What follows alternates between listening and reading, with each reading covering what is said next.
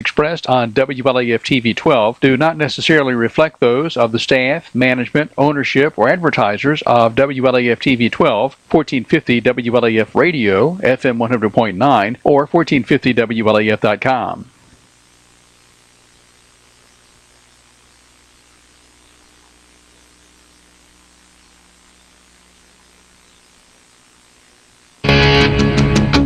When every second counts, count on Vital Care MedTrans. You do have a choice when it comes to ambulance service in this area.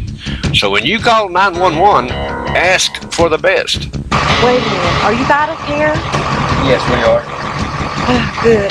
State-of-the-art equipment and a well-trained staff who stand ready to respond to your call. That's Vital Care MedTrans, when nothing but the best will do.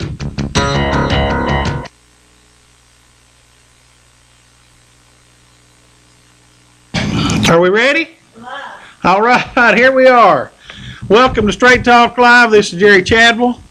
I think I got some interesting subjects tonight. One of the things I want to talk about is we're going to talk about the city administrator. I heard RL and Mr. Fannin called in and talked to him Monday night. Hopefully Mr. Fannin's watching tonight. I'd appreciate him if he'd call. I looked up the city charter, and I want to talk about that in a little bit.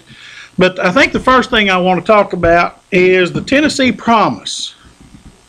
This is the program where, let me pull it up here. I should have had it up. I'm sorry, I should have had it before I got on the air. The Tennessee Promise is the program where students coming out of high school, and I think going into the first part of school. Here we go. This is what I'm looking for. By August, the Tennessee Promise is where the high school kids coming out of high school going into, I think, say Roane State. I've got a son that's going to Roane State. He's graduating high school this year. He's going to go to Roane State next year. And he's applied for the Tennessee Promise program. Well, one of the things that is a mandatory part of that program, by August 1st, you have to complete your first 8 hours of community service. Okay? Well, there's a great opportunity to get some of those hours coming up this weekend. Saturday, down in the city of La Follette, let me find WLAF's website. Glennis Mundy and the litter control program, Campbell County's litter control program, is going to be holding a cleanup down there, I think along Big Creek, I believe is what it is. Volunteers are needed to clean up La Follette's section of Big Creek. Okay, La Follette's portion of Big Creek flows from Ivydale under Lobertini Bridge up close to Indiana Avenue, and then it winds under the Aspen Street Bridge to Central Avenue Viaduct and B Street crossover. Okay, continues on. Glennis Mundy is going to have a bunch of, hopefully have a bunch of volunteers down there to help him with this program. Okay, I talked to Mr. Mundy today, and it's an excellent situation for any of you folks, parents. Let your kids know, and kids, hopefully some of you are watching that are graduating school that have signed up for this Tennessee Promise program. Mr. Mundy is, because this works out to be your community. If it's 2 hours, 4 hours, at least that gets you started on your 8 hours. It's a good program and a really good cause to help clean up, the Big Creek area. And Mr. Mundy is willing to work with you and sign whatever documents you need to for the hours that you work, and to get you started on those 8 hours, of community service. So, and of course, the Big Creek probably needs to be cleaned up anyway, the whole area. So it's just a good thing, and meet down at, and they said it's going to have Mr. Mundy says litter bags, pickup tools, a truck to haul off the litter will be provided. He adds that lunch is provided plus stop litter t-shirts while supplies last. Now, I think he said he's going to have plenty of that stuff, okay? So he shouldn't run out. So I think he said he's going to have a lot of that. So the meeting spot is behind the La Follette Police Department there. I guess they're in the parking lot on Saturday, March 28th at 10 a.m. So, WLAF's one of the sponsors of this. And it's just a good program. And, I'm sending my son down there, okay? I'm going to take my son down there and make sure he arrives down there safely. And Mr. Mundy said he'll make sure he's good to go through that, and this is going to help out with that Tennessee Promise, because, the 8 hours is mandatory. You have to do it. Okay. So, whatever hours you get through, I don't know how long this is going to take. Mr. Mundy said he didn't know how long it's going to take. He hopes to have enough volunteers to get it done pretty quick, but that just matters to how many volunteers he has. So, but anyway, that's a good program down there. Let's see what we got. You're on the air. That didn't take 20 minutes, did it? What didn't take 20? Oh, what's up? Has the superintendent of the schools, has that search been completed? The search is not completed. The 30-day application process has started.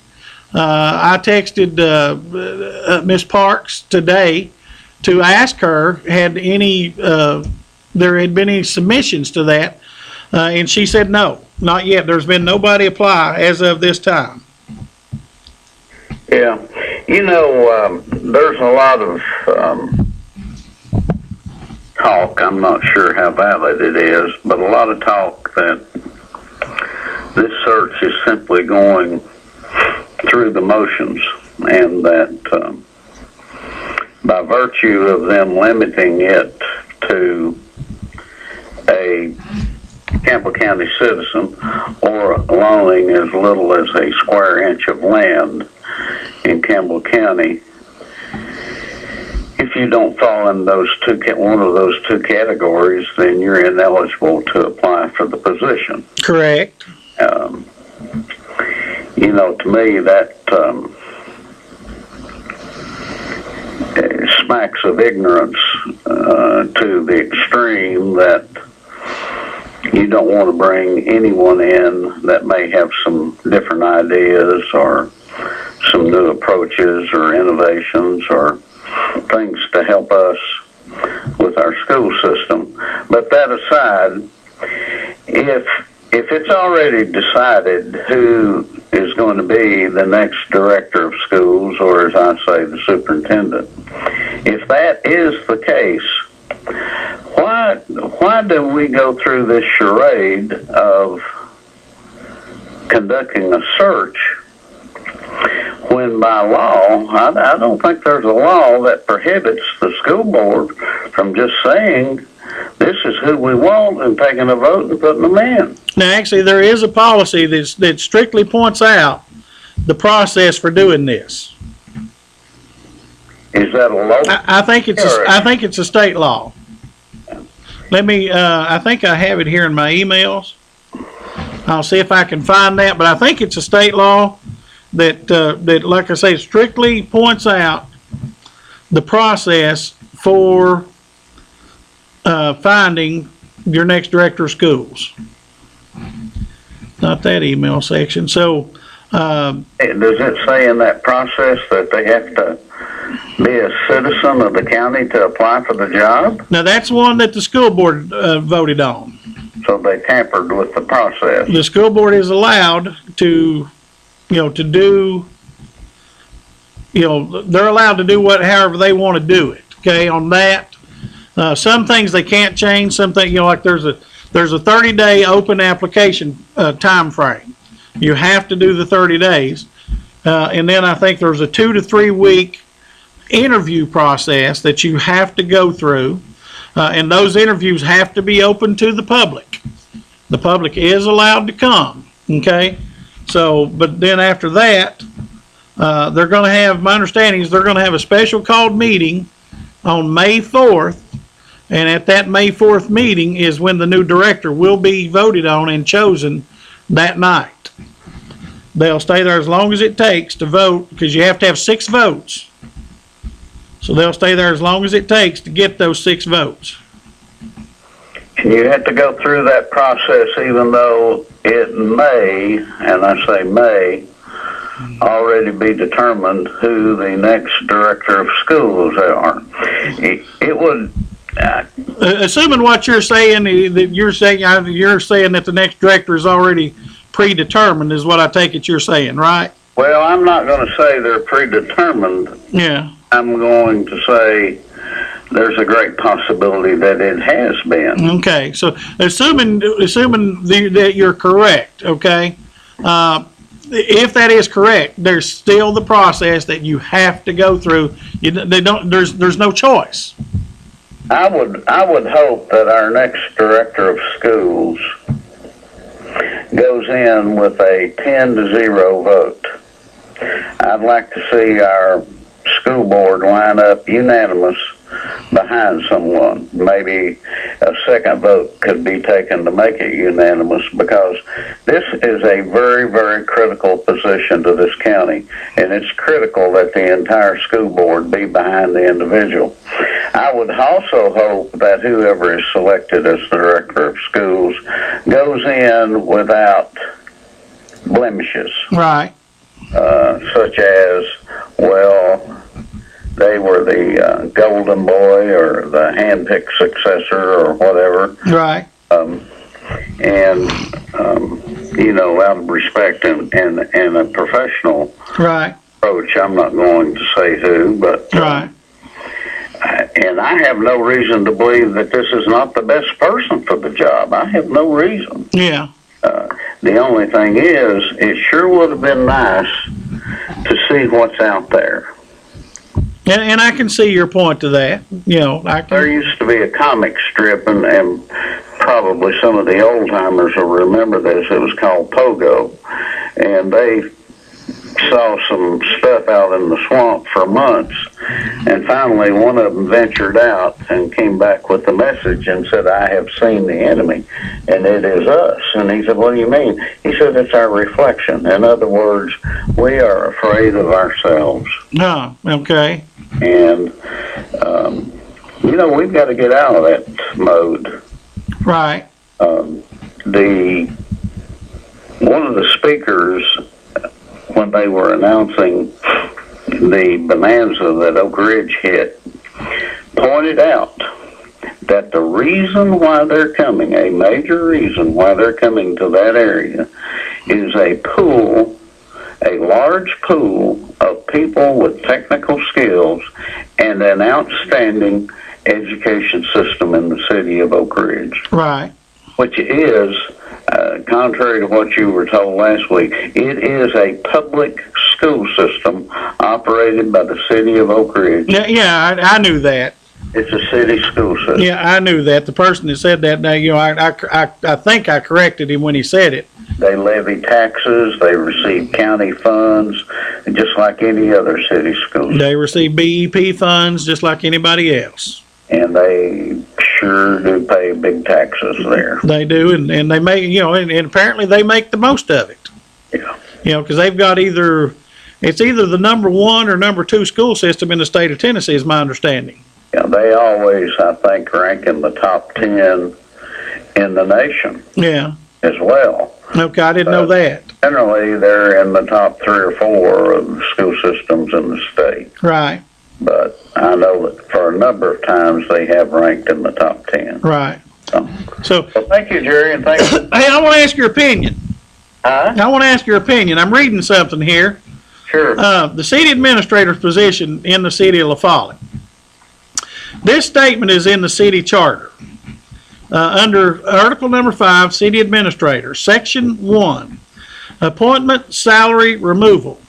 The City Council may appoint and fix the salary of the City Administrator, who shall serve at the will of the City Council. Would you take that job? Would I take it? Would you? I mean, who shall serve at the will of the city council? So it's basically saying you don't get a contract, you ain't getting a contract or nothing. You serve at the will of the council. When I was younger and a job was critical for my existence, Yeah, the answer would be no. yeah, But now that I am not dependent for my livelihood upon employment, the answer would be yes. yeah. I would say Because it doesn't matter whether you work or not. You're retired. You've got your income. that's correct. So this wouldn't make a difference. But I'm reading this statement. It says that shall serve at the will of the city council. There's no way I would, if I was somebody out there that had a job, I would leave a secure job for this position.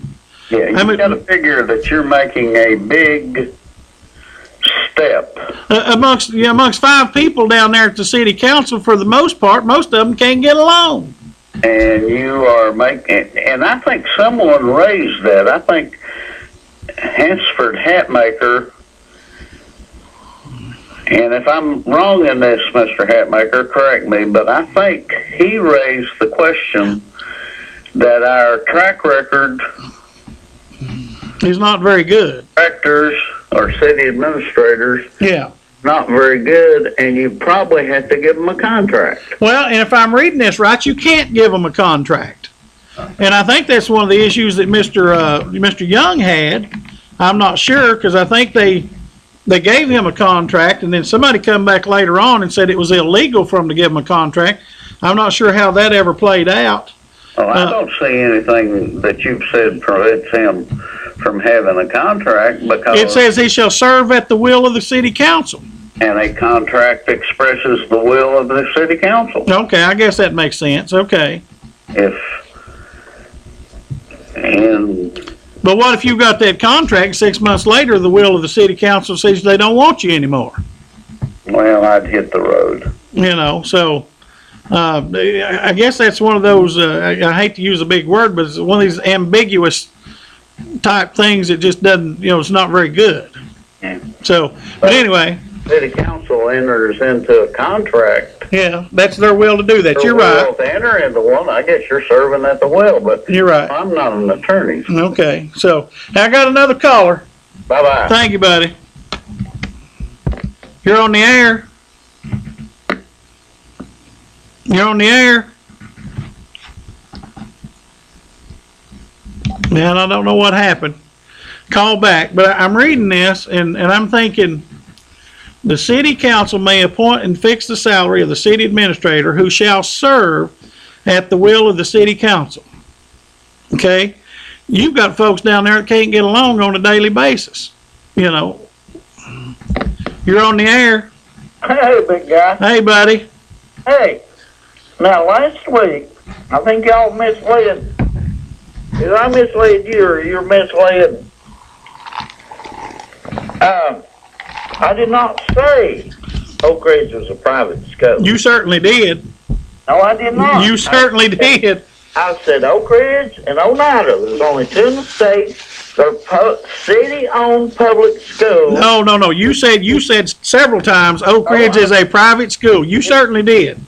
That may not have been what you meant to say, but you did say that. No, I said they were privately owned by the city, run like a public school, but operated like a private school.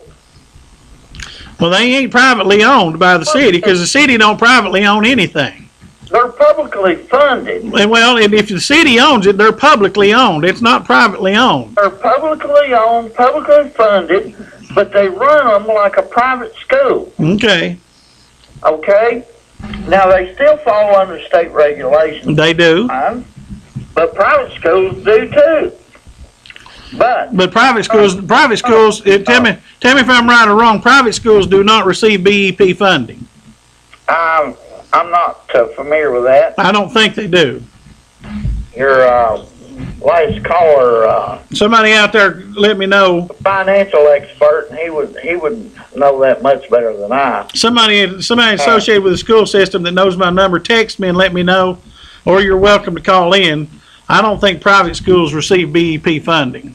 Probably not. But, you know, the Christian Academy out here in the Valley operates on less than half what per student, what the county does, and they do as well, if not better, than the county.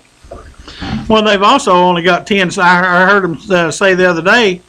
I read something the other day. They've only got 10 students per teacher up there. You know, it's a lot better setting up there for to only have 10 students per teacher. Well, When you got up here in the public schools, they probably got 20 or 25 per teacher.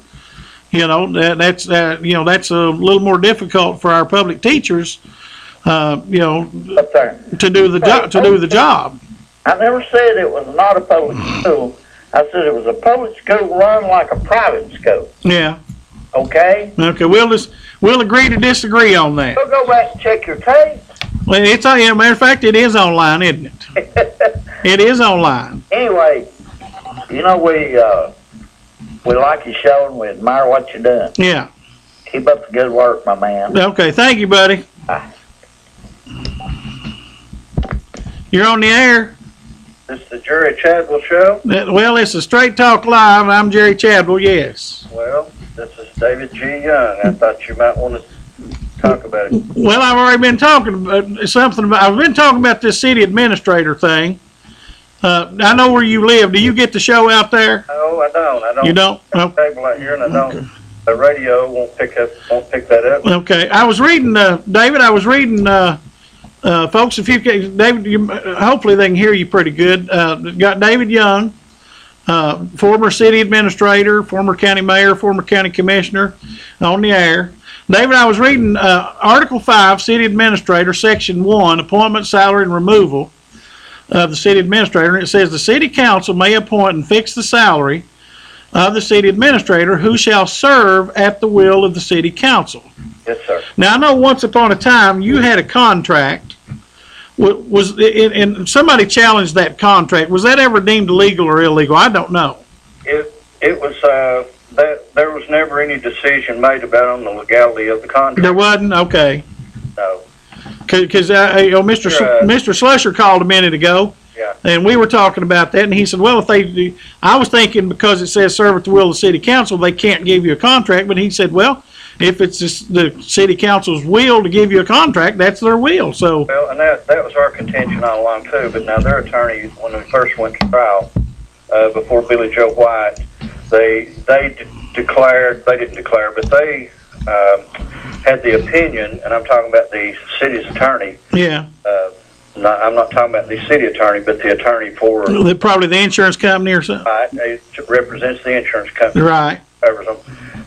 They claim that since it didn't specifically say in the charter that they could grant a contract, that therefore they could not. It's our contention that if it doesn't forbid it in the charter, then it's allowable. So Yeah. that's still in contention. There's still no. Okay. Well, and see, I was making the point when I read this, who shall serve the city administrator, who shall serve at the will of the City Council. I was thinking, you know, if you can't get a contract, why in the world would you want this job? Because you've got 4 or 5 people down there that can't get along any day of the week, that they're fighting all the time. That's true, and I was asked, Jerry, that question during the interview about how do you help people to get along on a board like that. Okay. It's my belief, my firm belief, because I've done it before, is that first of all, they have to get together as a whole and determine what are the goals of the city. Where do they want the city to be 1 year, 5 years, 10 years out? Right. And once those goals are achieved, those are to be turned over to the city administrator, who has the time to further those goals and to help accomplish those goals. And I told them that I believe that the best way to do that is for everyone to play a part in the planning and in the goal setting and the dreaming. And then what you have to do, you have to come to the city council meetings, and and it's like I told them, you have to leave your personalities and your egos in the lobby. Come in with your business mind, and let's handle business only. Right. That's basically all they're there for, is to handle the business of the people. And then you can pick your personality up on the way home, and and keep it there. But down there, it needs to be strictly business. And if everyone concentrates on the business and achieving the goals, it's like I told them, you're not going to have enough time to fuss and squabble over the minor things. If everyone's got a goal in mind that we want to accomplish, you have to work together. And I believe that's the way you do it. You plug in the desire for success more than you have the desire to argue, and then you can reach some good goals. Right. Well, and I would agree with what you're saying there, David. And my thinking is, and you may correct me if I'm wrong, if they had those philosophies now, they would already have a city administrator. Well, you would. If they've been, it's been about a year since they've had one, hasn't it? I think it's been probably over a year. Over a year? Okay. Yeah, and that was, and I asked the question that, they said that, now the things that I'm saying, the interview was open to the public, anyone could have been there, but I asked the question in the meeting. They were talking about, they have a lot of things started and a lot of projects that they want to get done. So I simply asked the question, which one of you has the expertise and about 10 hours a day to call all the players in these programs and these dreams you've got to make sure that everyone's on the same page and to make sure that everyone involved is doing what they're supposed to do, they are where they're supposed to be, and they're doing what it takes to accomplish the program. And naturally, none of the councilmen and the mayor, because it's not full-time jobs, they don't have the time to do that. Right. Give it the diligence that a city administrator would, that has all the time to. Well, and it's spelled out clearly here what the city administrator's responsibilities are. And it's spelled out also clearly what the city council's responsibilities are. Right. And the city council's responsibilities are, if you've got any business you want to do with the city, you go through the city administrator. That's in Section 5. Right. That's the whole purpose of having a city administrator, so that you've got someone full-time Right. that can address all the problems and do whatever necessary to operate the city. You've probably found it in the charter several times. Yeah. It's the duty of the city administrator to operate the city on a day-to-day basis. Yeah. The city council and the mayor are there to set policies and set goals. They set goals and policy. That it's the responsibility of the city administrator. Yeah. And I got a good chuckle, David, when I read this one a few minutes ago. Part of Section 5 says, the city administrator shall take his orders and instructions from the city council only when sitting in a duly convened meeting of the city council. No individual councilman shall give any orders or instructions to the city administrator. Only in a meeting. Now, they ain't been doing that for years. I know that myself. Only when they sit as what we call it, when they sit as a body of the whole. Right. That's when they have the authority to make any rules, make any changes to the personnel policy, make any changes to the charter. They can make whatever changes they want as far as the operation of city government.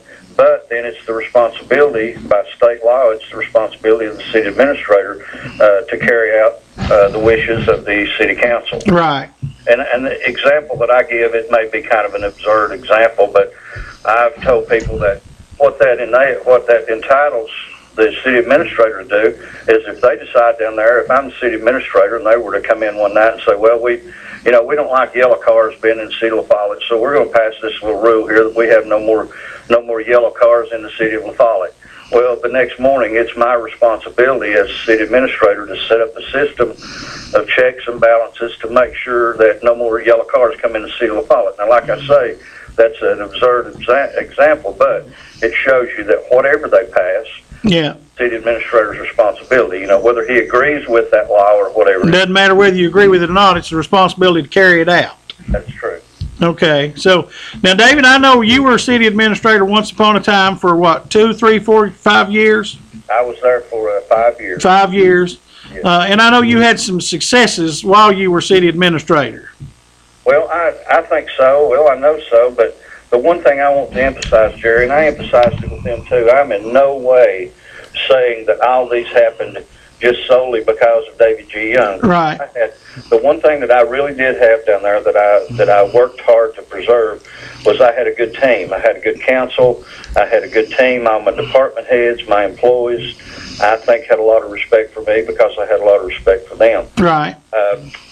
Basically, I can tell you a few of the things that we reviewed the other night that we had accomplished, and again, the reason that we were able to accomplish this is because I tried to provide a professional working relationship with the department heads and all the employees, and I held the department heads. They knew from the first time we met that I hold them totally responsible for their department and their performance. And I also, in exchange, that's something that they, in my opinion, they don't have now, I gave them 100% authority to operate that department. And if they needed me, they came and got me. If they didn't, I let them do their job.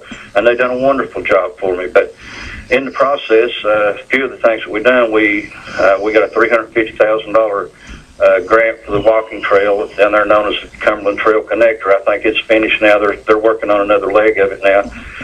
Recruited Tractor Supply Store that stayed here for about 3 years. We installed all new computer controlled traffic signals throughout the entire city of La Follette. The cost of the city was about $100,000 for a project that was about $900,000. So that was a good bargain for the city. All right. I worked for a pretty good while negotiating a deal between the Campbell County Board of Education in exchange for the land that we had on Back Valley Road. We traded that to them to build their new La Follette Elementary School, and in the process, we got the old West La Follette School, which many thought was just a disaster. We didn't need that big school. We also got the baseball field over at East La Follette, and we got access to the gymnasium anytime we needed it at the new school, and $250,000 in exchange for the property we had up there. And of course, you know now the big new school's up there. Right. What we done, we developed an athletic field on the Back Valley Road, and I negotiated with the contractors at La Follette Elementary School to trade the dirt off of our land above them in exchange for them leveling our field at the new sports complex. And it was the amount of work that they done in volunteer work for me and for the city was about $300,000 worth of excavation costs. So we completely developed that $1 million sports complex that if you've not been up there, whoever's not, you really need to see it, the soccer field. You talk about the Ken Snodderly Park? Yeah, it's Ken Snodderly sports complex. Okay, I know what you're talking about. It's worth in excess of $1 million, and we spent about $100,000 developing that by being able to negotiate with the contractors of the school and get them to do a lot of work with it. Okay. Okay, so part of the $250,000, I was with Parks and Recreation Director Johnny Burge one day, and we went to Emory Road to look at a splash park over there. The guy told us it would cost about $250,000 to do that.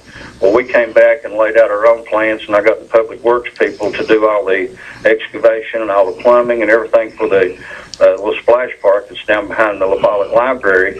And rather than spend $250,000, which we couldn't have done, we'd have never had the splash park. So we done all the work ourselves and then bought what equipment we had to. So we built that entire splash park down there for about $90,000 instead of $250,000. Okay. Then we started a revitalization program there at Sargent Park. We got some new playground equipment and built the pavilion and the bathrooms. We replaced the bridge by the Lobie Blocks building that was up there. We started the process of replacing the Pleasant Ridge culvert along with the County Highway Department. We installed sidewalks along West Central Avenue. We got TDEC and TDOT grants to replace the large culvert down on Memorial Drive there, close to the boat company, the Norris Craft Boats. We started a program for funding the library, and that's where I had recommended the money that we made off the flea market, even though it was not a substantial amount of money, but if we would plow that money back into a fund so that when we got ready to remodel the library, we'd have some funds there. Of course, if you've not been to the new La Follette Library, now I didn't do the new La Follette Library, but we got the program started. I met with architects and helped select architects, and then, of course, I left shortly during that period. Okay. The one thing that I guess I'm really proud of, because I use it almost practically every day, we had a major problem down at the Hunters Branch exit entrance down below the high school, and so many wrecks. We had most of the wrecks that were in La Follette were down on that 4-lane right around Hunters Branch. So I negotiated with TDOT to put a turning lane all the way from what we call Old Woodson's all the way to the new high school, so that people coming out of Hunters Branch would have a lot of access road to get to in order to keep them pulling out in front of people and keep people from turning into that road and stopping in the middle of the road. So that is not only saved a lot of wrecks, but probably some lives too. And like I say, I come out on that road every day, and I'm really proud that was one of the things we done. Right. Probably, I guess the one thing that was most that lasts the longest and helps the city of La Follette for ever and ever probably. I worked for a little over 2 years recruiting and negotiating with Lowe's Home Center. Of course, I was criticized for this because a lot of people thought it would put the businesses downtown that dealt in that out of business. Well, you can see they're still flourishing. I remember hearing that argument every day, that the mom and pop stores would go out of business. So that provided over 100 new jobs for Campbell County, and the way that it was all structured, Jerry, we needed about $500,000. They needed $500,000 worth of infrastructure for the water supply to go into Lowe's to protect their, they've got mostly wood, so they had insurance required. They have ample water supply, which we didn't have. And so rather than the city pay $500,000 to get that done, and believe me, most cities do to get a place like Lowe's. Right. We'll pay, the infrastructure. So we didn't have ample water supply back there. So Lowe's, I worked a deal with Lowe's where they would go ahead and spend the $500,000 building a water tank and all that. And in exchange, we would allow them for a 5-year period to keep half of the sales tax that they generated. Well, that's all over now. They've recouped their $500,000, and now all of the sales tax money that comes off of Lowe's goes to City of La Follette, and it's probably worth between $75,000 and $100,000 a year to them, and that will go on forever and ever. So right. The jobs and the income that it brought in, I think that's a great asset to the. And those are some good paying jobs. Yes, very good. Those ain't minimum wage paying jobs. No, they're not. No. And then, of course, one of the things, another kind of a controversial thing at that time, was the location of Murphy's gas station down there. Of course, that helped to set up a little bit of competition in La Follette. And you'll know now, and I think everybody out there realizes that sometimes you could be in La Follette, and our gas now is 15 cents cheaper a gallon than what it is in Knoxville. It used to be the complete opposite. You're absolutely right. It did. And so another thing that I like, because I've had a couple employees that come to me since then and told me how this benefited them. At the time, they didn't have any kind of short-term or long-term disability insurance on their employees. So if you happen to be sick, of course, if you get hurt on the job, you got workers' comp. But if you just get sick from an illness or whatever, and once you use up your sick days and your vacation time, then you basically don't have a job anymore, and you have no income. So I wanted to provide a little bit more security to the employees, so I negotiated with the city council and got them to pass a short-term and long-term disability insurance for the employees. And one employee told me a while back that he had back surgery and would have lost his house and everything that he had they not had this disability insurance. So that was good for the employees, and I'm glad they were able to do that. But the bottom line was that I tried to manage all the personnel, and it is personnel management and financial management is the major responsibilities of the administrator. And I tried to manage all the personnel and financial matters in a professional manner. We had good clean audits every year, no major lawsuits against the city during my tenure. And if you remember, we started a little thing called the Tuesday Night Jam there, that we had people come in and play music that brought a pretty good crowd. And it kind of uplifted the spirit and the morale of the people in La Follette, so it went good for a while. Down there at the bandstand. Yeah, right. I remember that. And then some of the things we got a new garbage truck, we got a new brush truck, fire truck, animal control vehicle, and many patrol cars. Probably more than during that time period, we spent probably more than $1 million on equipment for the Public Works Department. Okay. We paved a lot of streets, and we replaced the city fuel tanks, and all those were done without going into debt. We didn't put the city in any more debt than what they had. So I just tried to approach it from a professional business standpoint and try to keep the personalities out of it, and it worked very well because my department heads were they're very good at their job. I knew when I went there that these people have already been hired. They were hired for a reason. Now I hired a couple while I was there, recommended a couple. The the animal control building inspector. I think he came right shortly after I got there. The most, and I probably shouldn't even say this because all the department heads are good. They all do a really good job. But the most beneficial person that I think that I had any involvement in hiring for the city of La Follette was the man named Jim Mullins, who's the public works director. A marvelous man, good Christian man, a good hard worker that has taught those guys a lot of things that we used to have to hire to do. Right. I knew that Jim had a lot of experience on highways and on bridge work and culverts, and he's been able to teach a lot of the guys up there how to do those things. He's got some good employees that saved the city a tremendous amount of money by being able to do a lot of things, just like the splash park. That would have cost us $250,000, but his men got in there and fell in, the ones that were experienced in plumbing and digging and all that, and got something worth $250,000, and we got it for $90,000. So I always try not to ever pass up the opportunity to applaud Jim Mullins and then the other department heads too.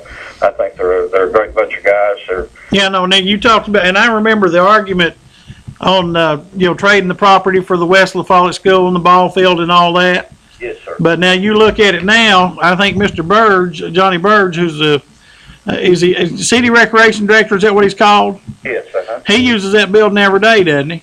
Absolutely. There's something going on there. If you drive up by there's something going on there all the time. Yeah, and my contention was that if we can do this, not only can we build a sports complex up there, but we can take that old West La Follette building, because every building that the school department abandons ends up being sold for almost nothing and usually torn down. Right. This was a building I saw, and of course it was sentimental to me because I'm 63 years old, and I went my first year there in the 3rd grade. So I looked at the building, and it was a good structured building. It needed some cleaning and painting and everything, but I had a firm belief, and Mr. Burge did too, that we could take this and fix it up for not much money, and hopefully rent out all the rooms and all that. We could still maintain our gymnasium because we needed it for the sports. And we could maintain the cafeteria to be rented out to weddings and nurse showers or whatever. And the rest of the building could be rented out in rooms so that at some point in time, it could be self-sufficient and not cost the taxpayers any money at all. It would pay electric bills. And now it not only is self-sufficient, but it also has a full-time custodian up there that's paid for not by taxpayers' money, but by the rental fees of all the rooms and things that are up there. Yeah. That was a marvelous asset for the city of La Follette. It was. So, Mr. Young, I appreciate you calling. I've got somebody else is calling in. If you want to come up and sit in one day, call me. You've got my cell phone number. I may do that. Call me, and we'll come and we'll sit here and talk on TV, okay? Let me say one thing again. All these things that I said that we accomplished. Yeah. Be sure and always remember that I said that I had a good team of department heads. In that position, you have to have a team. You know that as well as I do. You got to have a team, and you got to have a good leader. It takes a team. Jerry, I appreciate your time. Thank you, buddy. You're on the air. You're on the air. Well, I hate somebody decided to call and hang up. So, if somebody had called while Mr. Young was talking, I might have cut him off earlier, but nobody called, so I just let him go on. So, but then somebody called and, they hung up. So, I'm sorry about that. So, but I had talked to Mr. Young a couple of weeks ago, and the other person who, I think there's 2 people up for that position, and I'll offer the same opportunity to the other person if they want to call in. Or if they, I think there was 2 of them interviewed that made the final cut, if I remember correctly. If the other person that was interviewed would like to call in or come sit on the show, just get in touch with me, and I'll give you the same opportunity. Okay? I'm not going to play favorites. I'll give you the same opportunity. You're on the air. Yeah, Jerry, I'm just wondering, have you heard why they let the environmental officer go, Don Boshears? I'll hang up. If you got to answer that, or if you heard anything, I'll hang up and listen to your reply, okay? I have a generic answer is all I have. I talked to, just stay there in case you want to reply, but I talked to the deputy mayor. And, you know, it's the same answer basically as when Mr. Shekels was let go. They just decided they needed to take it in a new direction. Okay. You know, and I'm gonna be honest with you, anytime you have a government situation like that, they're never gonna give you an answer because, you know, part of the law is if you give an answer, and I'm surprised they even said that, okay? Because if you give an answer, that leaves you open to being sued, Oh, yeah. okay? So, but it's just like this, you know, I read the charter for the city of La Follette, and you serve at the will of the council, okay? It's basically the same thing down here, you know. That position, I think the mayor's office is over 3 positions. It's the ambulance director, maybe 4, the environmental director, Yeah. the director of the animal center, what do you call it? I know what you're, yeah. The animal, you know what I'm talking about. Yeah, yeah. Okay, and the head of the maintenance at the courthouse. I think those are the 4 positions, and I may be wrong, but I think those, you know, and if there's changes made into those positions, then, you know, the mayor's office, and I don't blame them one bit, for whatever reason that they've decided to make a change, the answer is going to be, you know, we're just going to, I wouldn't actually give any kind of answer, but they have said, you know, we're trying to take this and feel like we need to go in a new direction, okay? And that's to keep you from being sued. Yeah, I've been looking for it to happen. It's just a matter of time. Well, you know, one thing that I'll say about Mr. Boshears, okay, and this is, and I'm gonna give you my opinion, okay? Yeah, He and William Baird yeah, learned a good man when Mr. Boshears got, you know, Danny Murray was a good man. You know, Danny Murray's still a good man. I haven't seen Danny in a long time. yeah, But, you know, that was this, in my opinion, again, my opinion, okay? yeah. That was a political play when William Baird maneuvered Danny Murray into such a situation that he fired him or let him go or whatever he did, Yeah, and then put Mr. Boshears in the position that time, okay? yeah. He So- had a hard time doing that, didn't Huh? he? He had a hard time getting that done. Well, he had a hard time getting that done because there was some on the commission that tried to fight him, but when it comes down to the end, the commission actually has no say-so, okay? Now, I actually talked to Mr. Jones, Tip Jones, the former director of the Environmental Center, over the weekend, and Mr. Jones was explaining to me the way it was done when Mr. Boshears went in and the way it's done now, according to Mr. Jones, it was all done illegally, that you actually have to go through, there is an environmental committee, services committee, whatever it's called, made up of citizens, that you're supposed to go through, according to Mr. Jones. I haven't read this, okay, but Mr. Jones explained it to me, that you have to go through when you do this, okay? You have, there's a committee that is appointed by the mayor of citizens. Now, from what I've been told, that committee hadn't met in years. Okay, the Citizens Committee. Now, the county commission has an environmental services committee that they meet on a regular basis. But there is also a Citizens Committee that I've been told hasn't met for years. If that's wrong information, somebody call and correct me, but that's my understanding of it. And Mr. Jones was telling me that you have to go through those committees to make this move, that the mayor should not have been allowed to do this, as you know, William Baird probably shouldn't have been allowed to do that, according to what Mr. Jones said. Okay, again, I haven't read it, but what it all comes down to, and again, I'm giving you my opinion. Okay, it was a political thing when Mr. Murray was removed and T-Don Boshears was put in, and now it's a political move again, possibly. I don't know. Yeah, I don't know. But I don't know. But you know, Ecclesiastes, the 11th chapter, the first verse is, "Cast your bread upon the water, and it will come back to you." So you can look at it and say, "Hey, it came back to Mr. Boshears." Yeah, well, I think in the long run it's a good thing. You know, so, but that's the best answer I've got. Well, I appreciate that. Okay. That's better than what I got out of the paper. Okay, thank you, buddy. Thank you. You're on the air. Hey, Jerry, Yes. I want to shed a little light on some of the stuff that Mr. Young had to say there. Okay. Hold on a minute. Hold on, okay? I know you're going to tell you, and I don't care to give you as much time as you want, but I got somebody else calling. Let me see what they want, and I'll be right back to you. Okay. I want to give you a fair amount of time, okay? I won't take long. Okay. You're on the air. I just got a quick question, and you get back to Mr. Henson. Okay.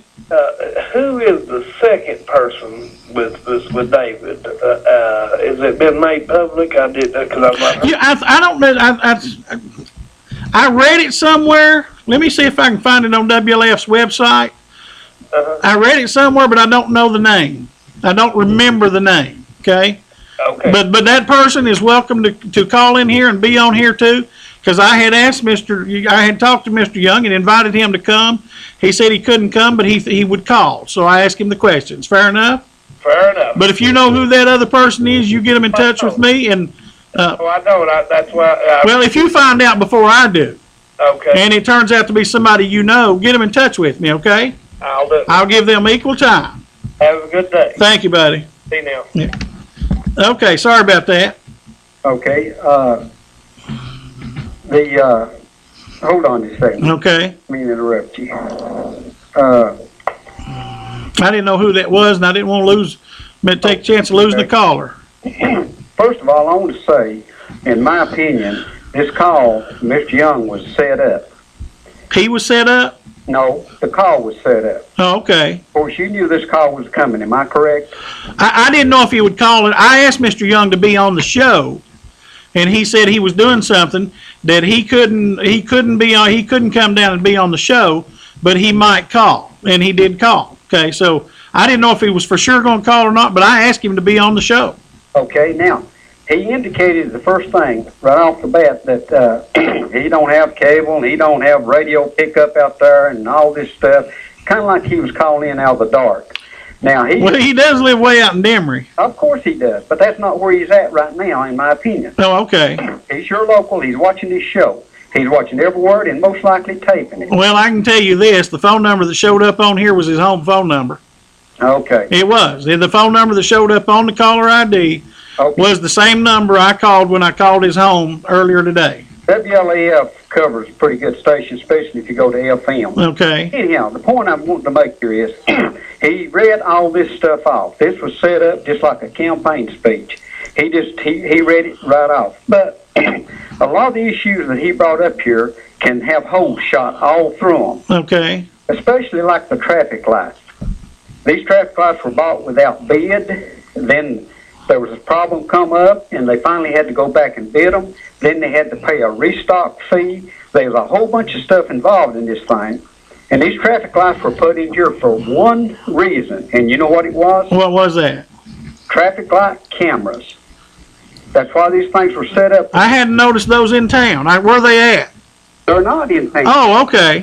If it hadn't have been, we'd have had a traffic light camera on every light here. Which I was for, by the way. I think you know that. I was for that.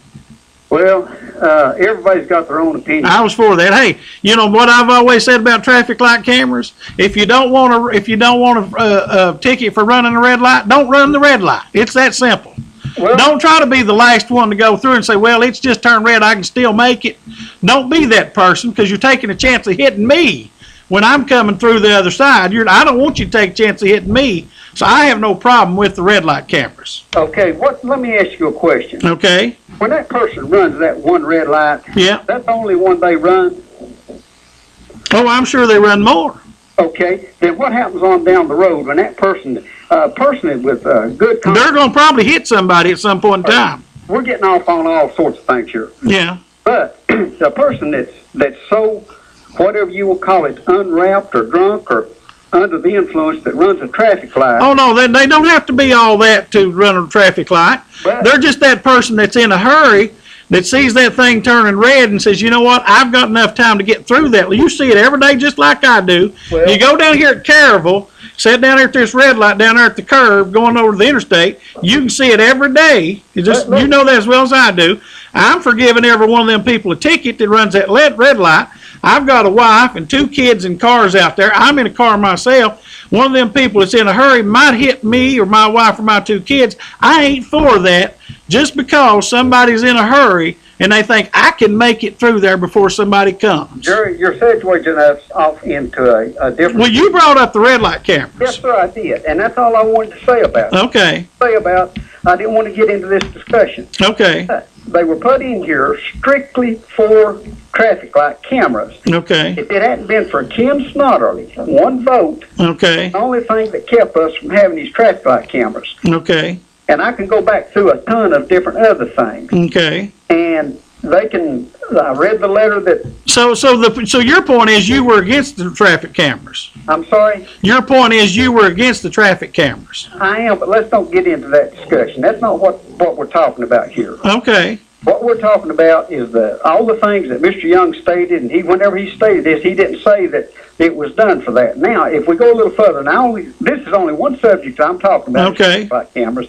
There's a whole sorts of things we could shoot them. Right.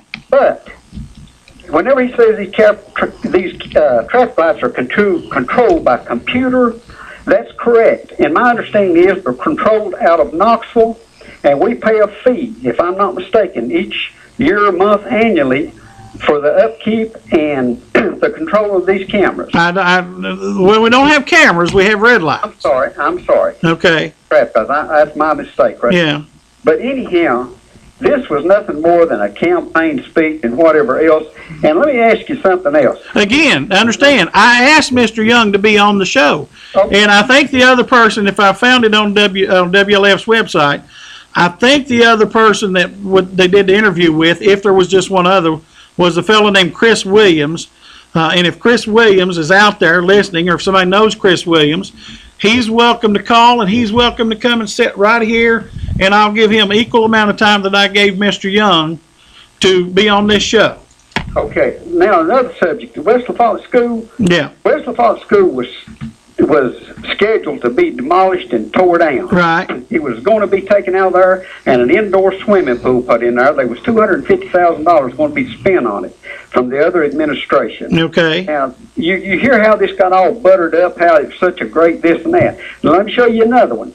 You know the crossover street goes between... Well, now hold it. West LaFollette School has become a very valuable asset to the city of LaFollette. Would you not agree? I do, but they wanted to tear it down.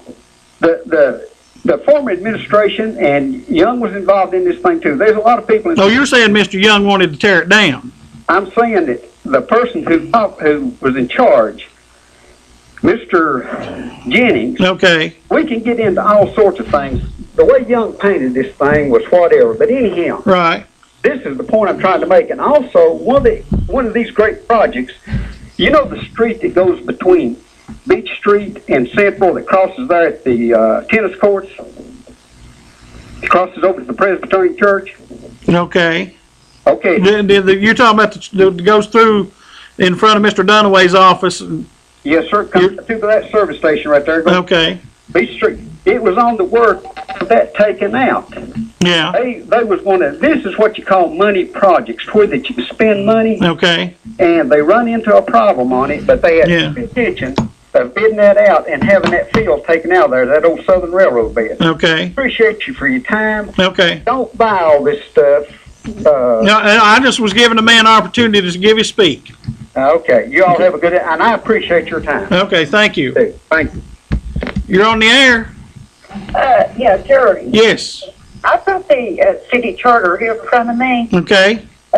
On page C6. Hold on. Let me get back to it. C6. Go ahead. Section 12. C6, section 12. I'm about to be there. Read it and see what you get out of it. C6. To regulate or prohibit express disorderly or bawdy houses or houses of ill fame or massage parlors, prohibit sale of just obscene books. Okay. What are we looking for? Just go on down and read it. Okay. Honeybee, how much time we got? Okay. Hey, call me back on this next week. Honeybee's coming here. We've got 5 seconds. I appreciate you folks. Call me back next week. We'll talk about this. Thank you, folks. Oh, okay. Okay. Hey, ma'am, are you there? When every second counts, count on Vital Care Med-Trans. You do have a choice when it comes to ambulance service in this area. So when you call 911,